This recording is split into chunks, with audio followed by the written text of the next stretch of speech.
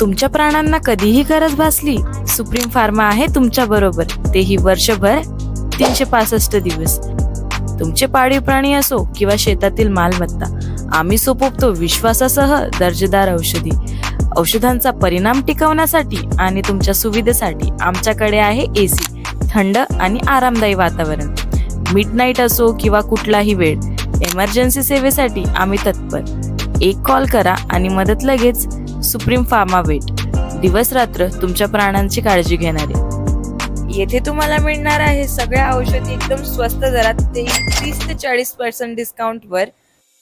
तर शेतकरी मित्रांनो, यायचं कुठे आहे? Supreme pharma, Tarabad road, Rahuri factory. आवाज जनतेचा, लढा सर्वसामान्य जनतेच्या न्याय व हक्कांसाठी।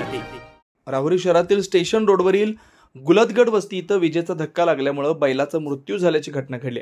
एलटी लाईनचा कंडक्टर तुटून तो बैलाच्या अंगावर पडल्यानं ही घटना घडली। राहुरी तालुक्यातील बहुतांश कंडक्टर हे मुळा प्रवरा इलेक्ट्रिक सोसायटीच्या काळातील असून ते तातडीनं महावितरणनं बदलण्याबाबत कारवाई करावी असं माजी खासदार प्रसाद तनपुरे यांनी म्हटलंय।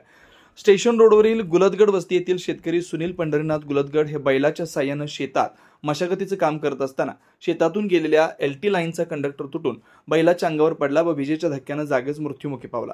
या घटनेमुळे राहुरी तालुक्यातील अनेक एलटी लाईन कंडक्टरच्या दुरावस्थेची गंभीर समस्या समोर आली आहे।